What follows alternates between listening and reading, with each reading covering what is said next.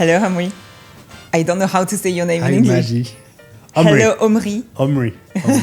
How are you? I'm good. How are you? I'm very excited to have you today. Like I just said, I can't wait for this episode. So thank you so much for being there today. I know this episode is going to be gold. So thank you. Well, I don't know about that, but thank you very much for having me. I'm very excited to have you here because for many reasons. Because you have a very interesting story. Yeah, your entire life is an incredible journey between Bali, Dubai, and basically all over the world.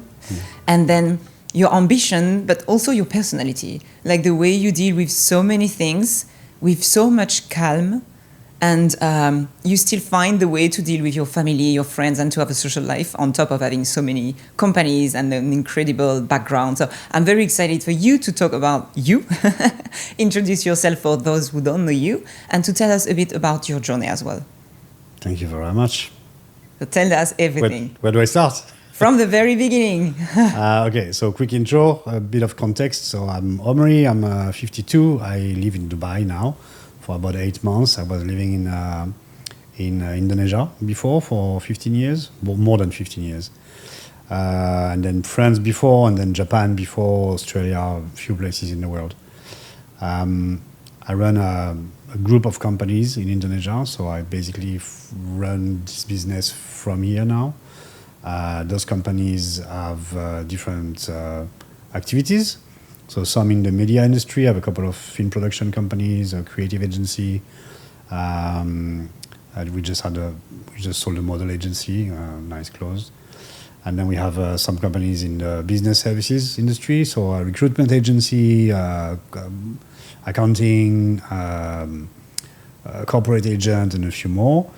And some in real estate. And that's one of my big thing. We have a real estate fund in Bali, where we raise money around the world and we spend it in Bali and make money in Bali.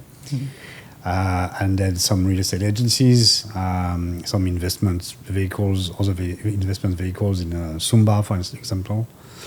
And then I have a school, a primary school. God knows why. Of course. Of course. Who doesn't have a school? Basic. Yeah. So this is a school that we built from the ground up with our real estate fund. And I'm also part of the operator of the school. So I'm very, very involved in that project. I really like that project. And it's been going very well.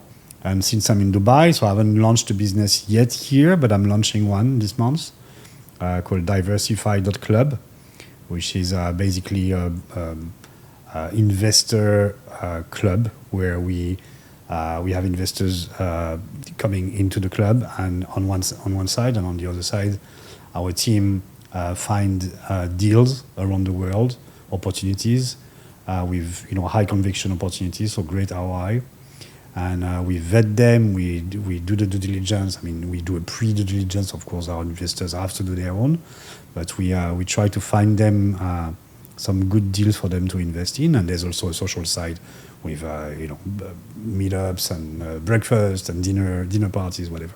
But when all of that started, like you're French. Yeah. So let's start from the beginning. Like, how did you start what was the first business? How did you start it from scratch, let's say? God. Which is like, because when you say that, like, I have so many companies, then I do this and that, and I'm building a school. Of course, like I didn't know what to do on Saturday, and and just like, but how everything started, because this is something that we are all always fascinated by when we start talking with very successful people with so many companies. It's like how everything started. Like, can I do the same? Like if I start from scratch and I don't know anyone, because the whole topic of today is about mainly networking and how to enter these circles. Sure. So how did you start all of this? Well, I had a lot of different activities in my life. So in France, I was in the movie industry, movie and TV industry, and advertising. I started as an assistant director in the movie industry. I worked on movies like Irreversible and some others. And then I had a casting agency, so I was really involved. I mean, casting, production. I was very involved in the TV industry, and movie industry and advertising industry in France. And then I decided to stop that and go back to Indonesia, where I lived before in the 90s. So I arrived in Bali, and I did a tech company, a startup, which was basically an OTA, was a Booking.com like company. And at some point in that journey, so we launched, and at some point in that journey, I was looking for capital to raise money, about $1-2 million. And as I was working on my pitch deck, I thought, okay, what's missing? What's other companies have that or don't have that we could have? And I thought, I come from the movie industry, I said, video. And when you think about it, Booking.com, Airbnb, all these guys, they still don't have videos on their website, which is in 2026, completely insane, yeah? So I thought, okay, let's put in a video, put in the video factor into that and raise money with that in mind, yeah? So I brought a friend from France, videographer, and told him, okay, let's make some videos of the hotel rooms and villas that we have on the website, but I won't need you full time. I will need you only part time. So I said, okay, and I paid him like almost nothing. It was ridiculous. And then I said, okay, so the half time that he had available, I said, okay, I'm going to use him to do like videos of weddings, of restaurants, whatever. So I made a website. I said, okay, we're in Bali, we do production, Bali Prod. And I did a logo in like 1 minute. And I did a website in maybe 3 hours. And then the phone rang. We had a time to market. I didn't do any study or anything, any like survey or whatever. But the time to market was completely crazy. And that company, who is now one of the top 5 production companies in Indonesia, completely cannibalized my startup. And after a couple of months, I was, okay, I have a startup here that's really cash hungry, and I need another $2 million to make it running, keep it running, or have this little film production company of 2 people that's going completely nuts. What do I do? And I closed the startup. Yeah, of course. So I had invested my own money there, around $200,000. So it was a bit painful, because I knew, I was losing that money. Yeah. But I really love what, like you said, just so many things just by your story. You said something so interesting, and I want to highlight a bit, which is I checked all my competitors, and I checked where they were not good at, like what we could do better than them. And I think this is so interesting. Like it's such a way to see how you can be different. Something I see a lot with my clients when I say like why your clients should work with you more than with someone else. They're like, because we do that with love, or things like that. I'm like, and just if you run out of inspiration, just to check what your competitors are doing and see how you can do better. It's such a good way to be different. Exactly. I love it. I mean, if you open a burger joint next to McDonald's, I mean, you got to do something different. Exactly. So you got to be better, which is not hard. And you got to have something even more different because the marketing is insane. And so, I mean, the whole, name of the game is to find, what your brand is and what your identity is, what separates you from the crowd, yeah? But use your competitor weaknesses to find how you can be different and better. It's such a good tip. I love it. Yeah. And you said something else, which is it was hard to take the decision to close the startup. Yeah. Because I also invested my own money. But this is, I think, the biggest difference between successful entrepreneurs and those who are failing, for example, which is taking that type of hard decision and keep working. It's not like it fails, I'm not good at it, I'm not done for being an entrepreneur or whatever. It's just like, no, this one didn't work because this one actually worked much more. And to have this intelligence of saying like, this is the right decision, even if it's painful. This is what makes the biggest difference for me with entrepreneurs. Yeah, sure. I mean, it is painful. Yeah, it's $200,000 painful. It's still painful to this day. But I've always wondered like what would have happened to this company if I had, moved forward. Yeah. So now COVID wouldn't have helped, that's for sure. But COVID was like 8 years later. Yeah. So, it's unfinished business, so to speak. Yeah. I've never really cared about money in my life, not because I had some. I many times in my life I had like completely nothing.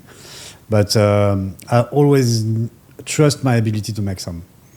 So even if you take everything I have, I know I can bounce back and start something new. I'm not really scared of that. So it's always up and down, yeah. So now I'm more comfortable, but for years and years and years, I was always, going up and down. Lots of money, no money, lots of money. My problem has always been cash flow, yeah. So you can have, even today, I have a lot of assets, but I don't have much cash, yeah, in the bank because I don't like cash. Like any entrepreneur or any investor, investors don't like to have cash because they like to have their cash invested, right? Yeah, of course. So every time I have $5, I invest it somewhere.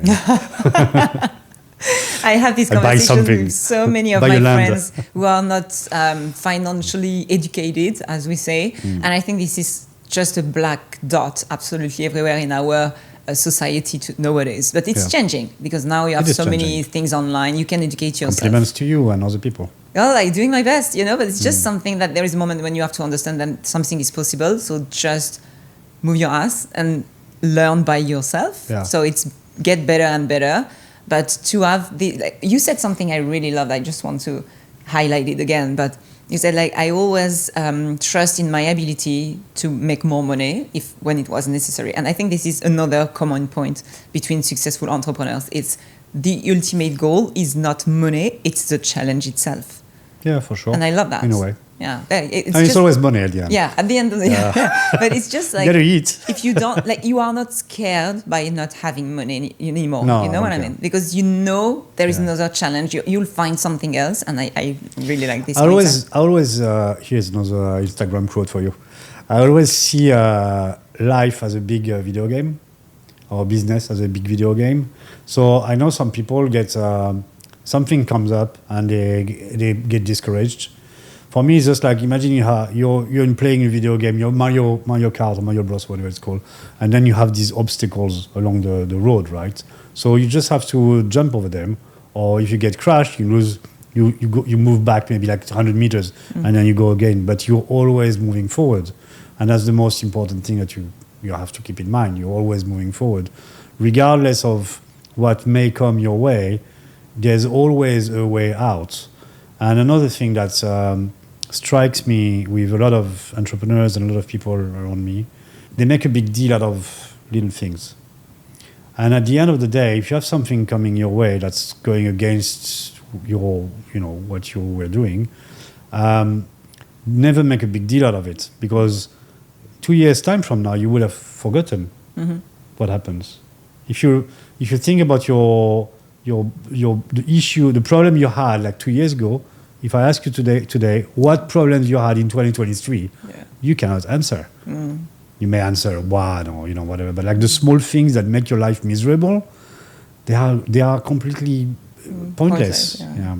Completely. So I always stay very, very calm and zen. Yeah. This is why you are the way you are, like being able to handle all of that, but with so much calm and like serenity. It's just very impressive. We tend to think that successful people with many companies, they run everywhere, they are always on the phone, that it's a non-stop thing. Yeah, but I mean, a little bit. I know you, we are friends, and you still have the time to go for a weekend, you still have the time to enjoy your family, and that's something that is out of this. When we think about the cliche of the successful entrepreneur, we think about someone with no life, running all the time, flying all the time, and it's just. But I was that guy for a while, and then I decided, okay, you have to. You can breathe a bit. Yeah, rebalance your priorities and. Found good because CEOs, working 15 hours a day, it's great, but you will, if you have a family, if you have kids, you will not win at the end. So you got to balance, because what you working 15 hours a day is just fast tracking your success, but then it's at the detriment of your kids, right? So if you don't spend time with your kids, you don't know your kids, and they don't know you. So I'm not doing that. I spend a lot of time with my kids. This is why I have a dog. I was like, this is where I am right now. If anyone doesn't know Maddie and her dog. It's a story. And what's the dog's name? Coco. Yeah, that's why it's called Coco Sparks. Of course, obviously. Right. It's a long story behind the name, but anyway, this is not the reason of our episode today. So let's do an episode on the dog. the story behind Coco Yeah, Spark. You exactly. know? Behind the scenes. So you started this business with your partner, let's say, about production. So I did film production, and then the company was a huge success, and then COVID hit. Oh, wow. And, but it was yesterday. No, actually, it was 6 years ago. Do you have the same sensation sometimes that COVID was yesterday? Yeah, Just like when people say, like, and COVID came. Because we just did the war, it looked like the COVID. Yeah. And we are like, oh, but it was yesterday. No, actually, it was 6 years ago. What? Yeah, it's true. Yeah. It's insane. But then COVID hit, and I was in Bali. We weren't affected at all in the beginning for the first year or so. Oh, wow. Because Bali was there was nothing, and Jakarta was, the rest of Indonesia was completely red, and Bali was, this little safe haven.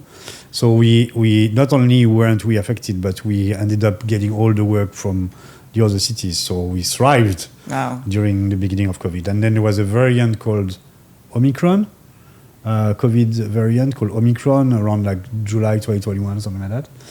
And that killed us. So the government told us that we weren't allowed to shoot anymore. So we couldn't shoot ads, whatever. And I had around $100,000 payroll at the time. So even more, 150 or something. And so it's okay like 2-3 months, but then it starts to sting, yeah. So after 2, 3, 4, 5 months, we were hurting. And also in that industry, in the film production industry, in advertising industry, I mean, it's not because you get back on the market that suddenly you have work. There's a momentum. So when we got back on the market, it took another 3 months until teams from America, Australia, whatever, Europe come to shoot in Indonesia. So it was hard, and that's when we decided. Well, I decided really. My partners were just happy with that to diversify, and so we bought one company, half a company, and then another, and then we created more, and we ended up with 25 after like 3 years. And nothing related to video or production? No, we did one film gear rental, one model agency, another film production company. Yeah, it's insane. But the rest of the companies, the first company that I bought was a corporate agent. A company that makes your visas and incorporate companies, whatever. Because for the film production, we need a lot of visas for crews, film crews that come from abroad. So let's do. And we had a lot of foreigners in our company, like around 30.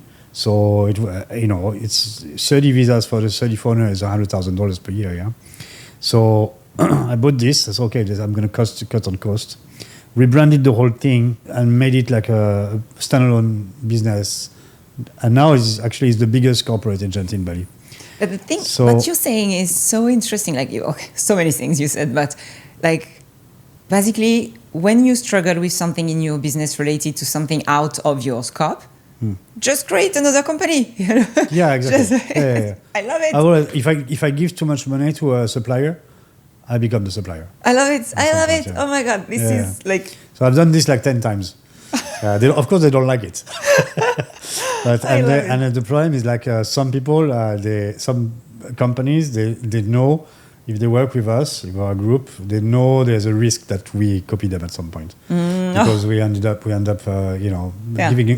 If you give too much money to a supplier or a prestataire, a partner, or whatever, and sometimes it makes more sense just to do it yourself. Yeah? But the thing is, like, I have a very huge question because I'm going through the same type of struggle at the moment, but I'm the one managing everything. Because there is a moment when you have to hire a general manager or a COO or someone to be your mini-me, in each of these companies. So this is what you did, right? Or you managed kind of. I managed quite a bit.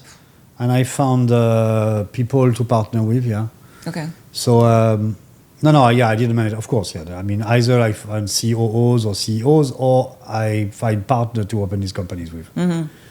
But because the time is just, I have millions of ideas and millions of businesses I want to open. I have very good ideas, honestly. The thing is just, I already struggled so much with one day. I feel like I wake up, I open my eyes, work, and go back to bed. This is my daily life. And I have so many things I would love to open, try, etc. But I'm always stuck about this thing. And I think maybe this is time to think about the GM or COO. Yeah, I mean, or if you find something. someone that can relieve you from 20% of your work, that's 20% of your time more. His name is Claude. Yeah, I know him too. Good friend of mine. Yeah. So yeah, let's see how it goes. But I think this is this very specific moment when you understand that you cannot handle everything by yourself. Yeah. And to have, I struggle a lot with that personally, to find someone, in general, like people, that can be my mini-me. Because I'm so demanding and I so want the things to go the way I want them to go, then it's very hard to work with me, to be honest. So well, it's just... the value of one's company is only equal to the sum of the value of everyone inside the company. Yeah, of course. So that's one thing to understand. So you cannot do everything on your own. That's 100% sure. Now the thing with people like you and me, we're perfectionists. Yeah, it was for me painful to let go of some of my work, and it was painful to see that they weren't doing it as well as I do. You come to peace with that after a while, and you come to a point where you accept that other people will implement your vision not as well as you would have, but the time that you get from that is worth the mistakes or the quality that you lose from it. So you can't. I see a lot of people in my peers that delegate. And when they are early stage entrepreneur, they start delegating. And then when they see that their staff is not doing as good a job as they are, then they fire them and they look for someone. And they are constantly looking for someone else because no one does their vision as well as they do. But the trick is to accept that. And you will lose some form of quality in terms of you had a vision and you expect this person to think like you. Nobody thinks like you. But I mean, the number one quality of an entrepreneur is to surround yourself with the right people. Yeah. It's very hard, definitely. Yeah. Okay, but we could talk about that during hours. Like, do you have someone else after?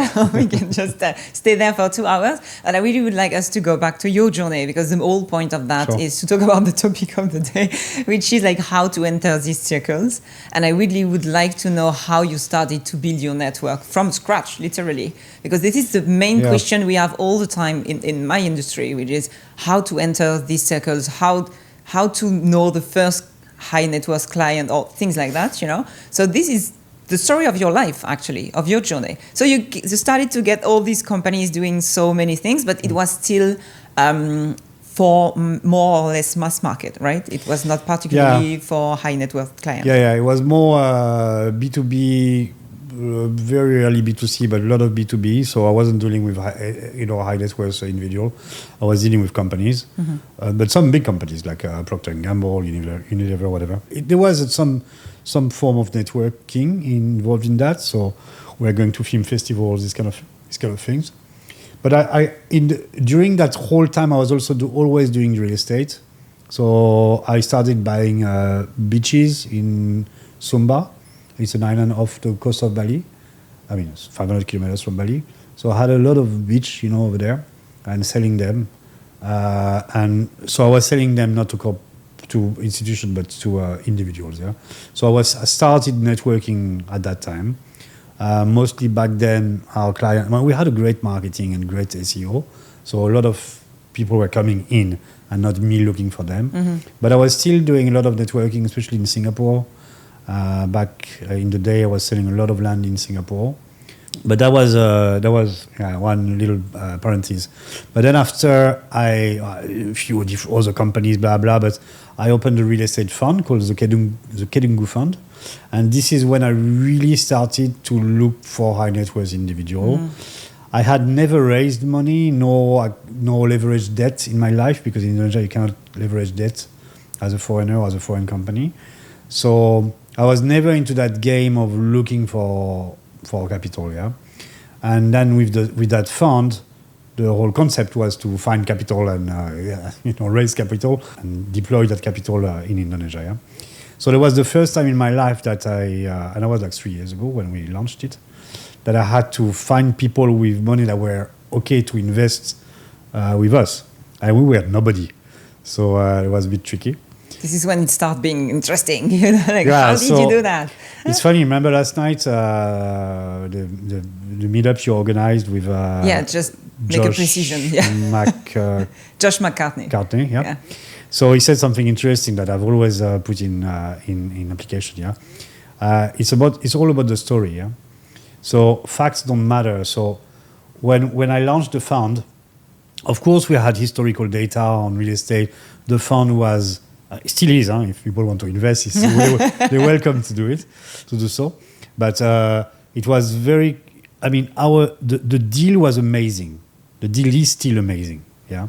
The investors that came in 3 years ago, they've doubled their money in 3 years. I don't know many deals that are as good as that. Yeah. And the people that come in now, they will double in 3 years. We will need to talk after the podcast. Yeah. That's why I came. Yeah, I know. But it was very complicated. However amazing your deal is, it's really hard to come to someone and say, I have an amazing deal, I'm nobody, do you want to put money into it? It's super hard. It's impossible. People will say no. Yeah. I wouldn't go for it, yeah? So we had to create a story, a narrative around that, yeah? And the narrative was largely based around me as a successful entrepreneur, blah, blah, blah. So we started a podcast called Bali Business Club, and in which I basically said everything I knew about real estate, a lot of things, but a lot about real estate and business in Bali and so on and so on and so.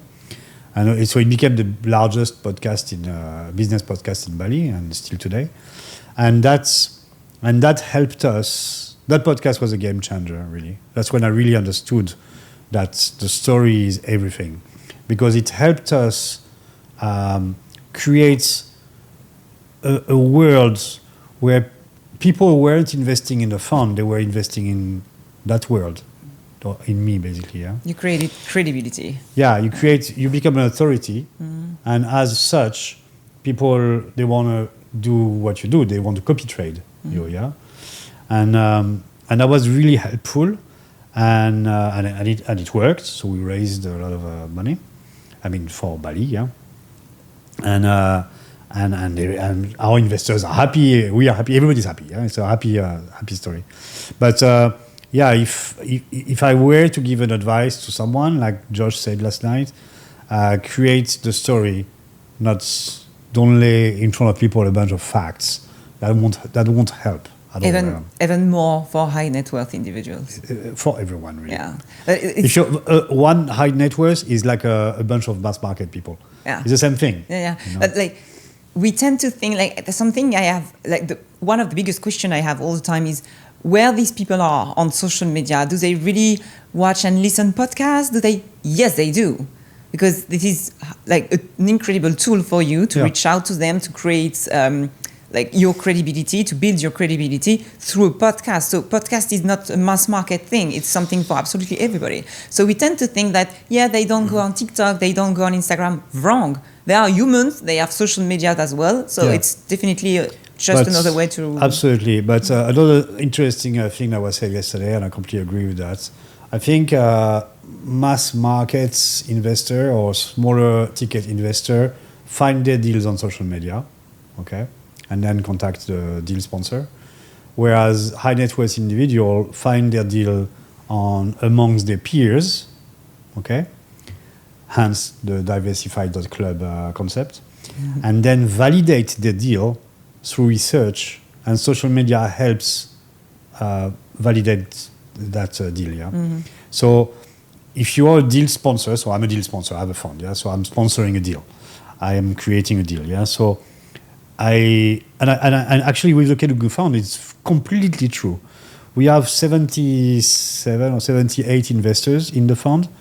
I would say 50 of them are either my network or my +1 or +2. Okay, so it's all coming from the little network that I have that I increased, and it's all personal relationships. That is the big question. Is you said like my network and I increased this network, but how did you do concretely? Like you went to networking event, you just That doesn't work for me. I don't go to network. It depends the kind of events, but I go to dinner parties, like to in Dubai, clubs, for example. Things like that. Sorry? To clubs and things like that, private clubs. And Yeah, things not like that. nightclubs, but private clubs. I mean, there's one called Singular by Fanny Esprit. Yes. There's, I'm French, so there's a UFE, there's the Chamber of Commerce, there's French Founders for the French, there's a French Tech, that's all the French thing. Then I have like more private networks, like a Singular type. I love it because this is something I keep saying to my client. Is but like, introduction is the best, yeah. Yeah, for sure. But like when you start from scratch at the very beginning, just go out there, go where your potential clients are, go build your network to that type of. You only need one person, Yeah. to start a network. Definitely. I mean, if you have one person and you get the second one, that's already a network. Yeah. It's a small network. Yeah. It's an embryo of a network. Yeah, definitely. And then you grow and you grow and you grow. To be honest with you, like for me, I arrived in Dubai 8 months ago or 9 months ago. Yeah. He knows Dubai much better than me, and I've been living here for 7 years. It's insane. You have to tell me how you did that. So I went to a few events, yeah. I started to grow my network. So I've always, the first few months, I was always available to go to events but I mean, I choose the events. Yeah. I never go to like big conferences and with 1,000 people. I never go there. I hate it. I really hate it. Like, I think it's a waste of time, you know. Don't say that. I'm a speaker sometimes, but if you're a speaker, it's not a waste of time. Oh, definitely. If you're an attendee, so for me, it's a waste of time. I mean, as far as I'm concerned, I don't feel comfortable in those kind of events, you know. They don't look like me. They don't, you know. Yeah, you have to choose carefully and you have to go there with a strategy. And I feel everybody is trying to fit in a mold, and I don't fit in that mold in no industry. So I don't have a financial background, so I don't talk like, finance people. I don't this is not my thing. I don't have a hospitality background, so when I have other hospitality businesses, I mean, I know about hospitality, I know about the financial products, but it's not I'm not born in it. I haven't studied it, so I don't fit these guys. I don't dress like them. I don't talk like them. I don't care to dress like them or to talk like them. So I just do my thing. But like small scale events, like Singular from Fanny, I think those are great. And she's gonna love me when I tell her I mentioned twice her name. Oh yeah, Fanny. But it's actually interesting because we met because of Amandine. Because I invited her when I saw she was in Dubai. I just sent a random message. Yeah, and actually Fanny also. Yeah, and Fanny came with me because I worked with her, and this is how you met her, and this is how a network works. And that's exactly how then you started to go to this club. So this is just about being open-minded about opportunities. And sometimes, even if you don't want to go out, you're tired or whatever, I've realized something, and I don't know if you can agree with me, but most of the time, the most profitable events or meetings or new people you're going to meet or something like that actually happen when you didn't want to go there. Sure. Many times I was like, I don't want to go there. I like love. And it's just like, you actually meet this person who is going to literally change your life, or something incredible is going to happen. So like, just stay open-minded. Sometimes absolutely. Force a bit but friendship and love, and they're all the same. If you force it won't happen. Yeah, but sometimes to force yourself to go out there a bit, and then you're going to meet someone who's going to change your life. You never know where it comes from. Or you change mine. Oh, you're cute. So let's get back to Bali. We have so many private jokes. We are friends on the side. So let's get back to Bali. Yeah. So you build all these companies. You found people like general managers, CEOs, to COOs to manage all of this. And then you decided to come to Dubai. But why? Like everything was amazing in Bali. Yeah. Why suddenly you decided to come to Dubai? The very first reason was, I raised a 10-year-old daughter alone. Back then alone. And so Bali is great for many things. I love the place. I've been, going back and I've been going to Bali for 30 years, 15 years full time. But for a kid, I think it was a time in her life to get a bit more cultural input in our education. And Bali is amazing, has a lot of sports activities, have a lot of local culture, which is beautiful. But there's no museum, there's no art galleries, there's no shows, there's no exhibitions, whatever. And that was missing in her life and mine as well. And after 15 years in Bali, I thought it was time to go to a place where you have this kind of opportunities and open your mind and for her to educate her. And so Dubai is a good place. That was one reason. And secondly, with my funds, so the AUM is 13 million, which is very boutique fund. And I think I reached a point where I couldn't raise more from Bali. Mm-hmm. So I thought, okay, it's smart if I go to a place where this is where the money is, yeah. So, that's what I did, yeah. And you just arrived 8 months ago, and you just built all of that in 8 months. This is insane. So this is a good example of when you really have a clear goal and a clear strategy, everything is possible, basically. Because when you arrived here, you said you didn't know, you knew like 3 people, and you started from there. So when it's just, I want to shake people sometimes saying like, they are always looking for excuses, but we invited you to this event. You didn't come. Yes, but I was tired or whatever. So what? There is a moment when... That's not acceptable. and I feel the more you succeed, the more you are intolerant to excuses. It's just like you are where you pushed yourself to be. I don't know if I can say that, but you see what I mean? So it's just about like, obviously you have opportunities, chances sometimes. The world is completely upside down at the moment, so everything is more complicated. You have to adjust all the time. But I always say this quote, which is, it's in the hardest moment and you see the difference between losers and winners. And I really keep thinking about this mantra all the time, especially when it's very hard and you have to work like crazy and you don't see the results and everything. And this is a story of Coco Spark, to be honest with you. Like, it was very difficult at the beginning. I worked so hard, and I have so many of my friends, business partners who can actually say it's the full reality.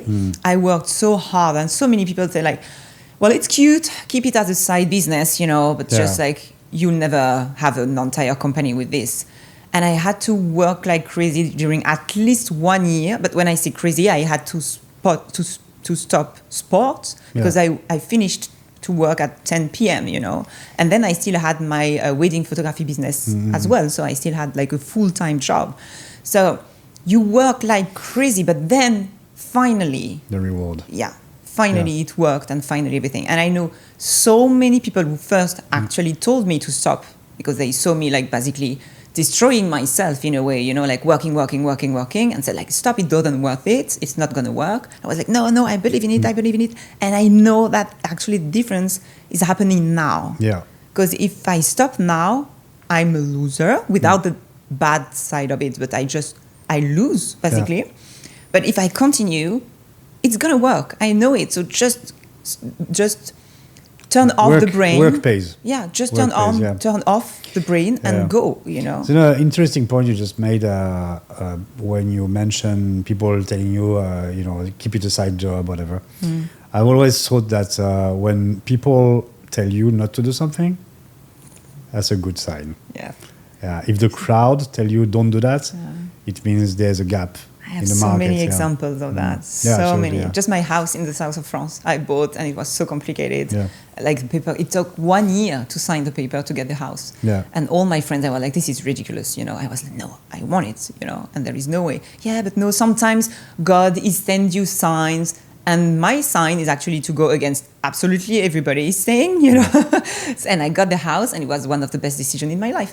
But it's so true. When people keep thinking, and also the power of being surrounded by the right people. And sometimes if it needs, you need to move from a place to another. This is what I did, to be surrounded by entrepreneurs, by people with the right mindset to push me further and higher. So it has an impact we underestimate so much. And this is why I'm so sometimes I admire those people who found a way to fight and to work like crazy, even surrounded by people who were not like the best people to be surrounded by. So they are even more like, wow, this is huge. But you always say something about the 5 people around you.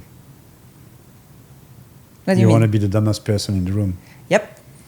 Yeah. That's is your so saying. true. Yeah. Like, well, it's not mine, but it's just some true But reality. you say it often. Yeah, but I really truly believe in it. Like, if you are the smartest person in the room, you are not in the right room. Yeah, absolutely. Like, surround yourself by people who are more successful than you, smarter than you, who are where you want to be one day. And then obviously you're going to have the sparkle in the eyes, and then you'll be pushed because you see it's possible, and you will learn so much from them as well. So it's just why are you doing with us? You know, what are you doing with us? You know? Another Instagram quote by Maddie. Maddie Coco Spark. I have millions of that. I'm sure. Great. So you moved here, you build your network from scratch. What's the next move? That Diversified Club is a massive challenge, especially for a guy that doesn't come from finance. And so I use Claude to create the website. The website is quite complicated. I'm doing it myself. I do it at night. Claude is something with website. Yeah, it's just. I partnered with a friend of mine called Lauren Martin, who has a PR company called Eliter. Okay. She's already in place. She lives here. She has huge clients. Clients, big portfolio clients. So it will be very helpful to have her on board. And I think the two of us are a great team. I have the know-how in a way because I did it with the fund, and I know this kind of businesses. And she has the outreach. So I think the two of us, she has a much better network than I have, of course, because it's her job. Yeah, the PR agency for years. Yeah, exactly. But I think the two of us can do something really, really amazing, and that will serve not only our purpose but also the members of the club. So yeah, I'm very excited about that. I have a question because I'm listening what you're saying, obviously, and then something I hear a lot from you is I worked with this partner, I found this person. Did you always partnered with people, or you did some projects by yourself alone completely? I did some by myself, but I found that I'm a jack of all trades. Yeah, I'm not a master of none. So I'm not good at things specifically. I surround myself with experts. So I'm good at surrounding myself with the right people. That's my, number one quality, I guess. Yeah. And this is something that is so linked to successful entrepreneurs, I feel. But I know everything a little bit. Yeah. I can. Yeah. I know HTML and CSS. Who knows that? I know SEO, I know SEA, I know all technical stuff. I know because I want to understand how things work. Yeah. I'm lucky because I don't sleep much, so I have more time than other people in life. So it gives me time to work on things at night, for instance. Sleeping is overrated. Yeah, exactly. Yeah. Who needs? But I know a lot of things, but I'm not good. I'm not an expert in any of them, so I surround myself with experts. I definitely think it's a superpower. And it can actually skyrocket your business, and it can crash your business as well if you are not surrounded by the good people. Yeah, absolutely. And this is, I think it's a talent, definitely, to But if you don't have experts of what you're selling, you're just, just another company, Yeah, but it's just, I struggle so much with that, to be honest. Like, we were talking about the being perfectionist thing and all of that, but also to find them. But that's different because delegating is something that you do. I'm not delegating something that I do. I find people to teach me how they do it. Yeah. And do it for me or for us in that case, yeah. And you hire people, or you work with companies or freelancers or things like that? Both. Yeah. Okay. Like in Bali, I have maybe 140 staff, but we still hire maybe 500 freelance per month in different. A lot with the production, film production, of course, because every shoot is 150 people, so 200 people, so they're not in-house. We hire them, but I do both. And how do you manage now? Because this is Very interesting. It means like you build all of that in Bali, which is huge, and then you move to Dubai. So it's a big bet. So you keep traveling, right? In between, in any case. I go back and forth, Yeah. And then you definitely need people you can trust on site. I need people I can trust. I don't scale the size, the scope of my operation since I'm here voluntarily. Yeah, okay. When I left, I had 25 companies and now I have about 15. So I've killed some of the small companies. I still want to downscale tiny bits, not in the companies, but I will seriously downscale the size of the workforce. I will replace. Don't listen. Sorry, guys. Well, I don't know. I mean, whoever, to be very honest with you, whoever is not on AI today will not work for me in the future. It's insane. I hope you guys listen. No, but it's so I'm trying to teach sense, them. Yeah, I'm trying to teach them, trying to get them interested. Now I'm doing little tests, in my company. If they are not, getting on that train, they will lose their job. That's for sure. And secondly, they won't get another one. Yeah. And I've told my HR, we are not hiring anyone that is.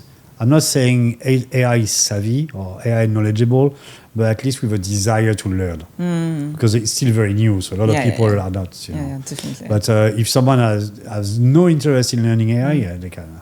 They can go to the competition. Yeah, I can help them go to the competition. This is the door. Yeah. AI is a huge topic, and it's a game changer, really. I just entered Claude, let's say. We know 10% of it, and I'm already like, it's blue lighting. Me too. It's insane. Yeah. And so many things. And I definitely, people are so scared of losing their job, and I keep saying, you're going to lose your job if you don't adapt. Yeah. But the wave is coming, the same wave that we got for internet, ages ago. Yes, the world is changing. So what? Are you going to complain and blah, blah, blah, or are you going to learn how to surf? Yeah. This is the basic. And since 10 years, for French people, since 10 years, every year we have something happening. We got terrorist attack, we got the Gilets jaunes, blah, blah, we got then COVID and all of this. But French people, we started even earlier with all these things, in 2015 with Je suis Charlie. This is when everything started to collapse, basically. And every single year we have something new we have to deal with. Sure. Which means that we now have to accept that this is the new world. Yeah. And our generation has been raised in a world where just go at school, get a diploma, find a job, you'll be safe for the rest of your life. That's it. We've been educated and we've been raised with this mindset, and then everything went completely crazy. So it's just so even harder for us to adapt, because this is not the promise they did at the very beginning. Yeah. And now we have AI on top of it, and I'm I'm 40, guys, leave me alone. There is a moment when I feel you just have to accept that your entire life is going to be about adapting. Yeah, absolutely. And in every field, definitely. I think the first definition of intelligence in the dictionary is the ability to adapt yourself to a new situation. Yeah. And as a company owner, even more. It's just of course, the definition of a CEO, Yeah, definitely. An entrepreneur, yeah.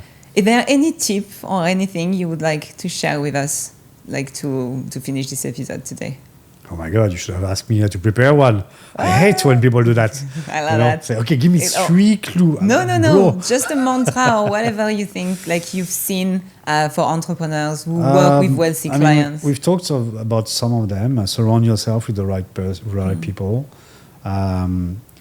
Trust your ability to change and to adapt. No mountain is high enough. There was a song like that. There's a million other Instagram quotes. I have a good one. I'm talking about mountains, and this is something that I always talk about with my clients during the first call, which is now you feel overwhelmed because you see the top of the mountain. The reason why we work together is because I'm going to tell you where are the different steps to go at the top of the mountain. And there is a very famous quote saying, the best way to eat an elephant is piece by piece, and that is, I think. I didn't know that one. I like it. And it's just something that you have so many entrepreneurs, very talented people out there, but they just see the top of the mountain and they feel overwhelmed because they don't know how to reach out. And this is why you work with mentors, because they know the process to go step by step through each topic, each pillar, each chapter of this journey. Yeah, absolutely. This is why there is a moment when I think we are so sometimes shy about just asking to someone who've been there, how did you do? But this is how we learn. I have a mentor. I will always have a mentor. I change depending on what I need, etc. But I will always have someone who is going to teach me how to go where I want to go, because they are there, or they've been there, or they've been through all these steps. So just don't be shy.